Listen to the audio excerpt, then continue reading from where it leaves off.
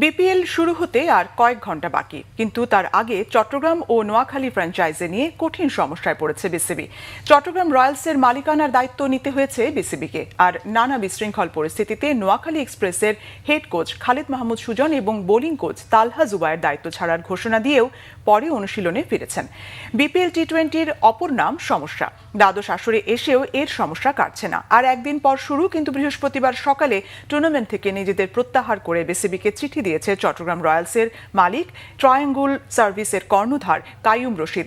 এতে দ্রুতই এই ফ্র্যাঞ্চাইজির দায়িত্ব নিতে হয়েছে বিসিবিকে। দক্ষিণ আফ্রিকান কোচ জাস্টিন মাইলস ক্যাম্পে না আসায় মিজানুর রহমান বাবুলকে হেড কোচ, হাবিবুল বাশার সুমনকে টিম ডিরেক্টর এবং নাসিফ ইকবালকে ম্যানেজারের দায়িত্ব দিয়ে পাঠানো হয়েছে সিলেটে।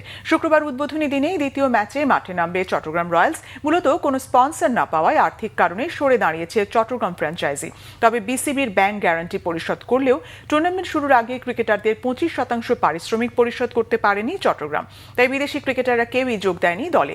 এদিকে প্রথম ম্যাচে চট্টগ্রামের প্রতিপক্ষ নবাগত নোয়াখালী দলেও বেহাল অবস্থা। 25 ভাগ পারিশ্রমিক তো পরের কথা, মাঠে গিয়ে অনুশীলন করাতে না পেরে দায়িত্ব ছাড়ার ঘোষণা দেন হেড কোচ খালিদ মাহমুদ সুজন এবং বোলিং কোচ তালহা জুবায়ের। তবে ফ্র্যাঞ্চাইজি মালিকের সঙ্গে আলোচনার পর অনুশীলনে ফিরেছেন তারা।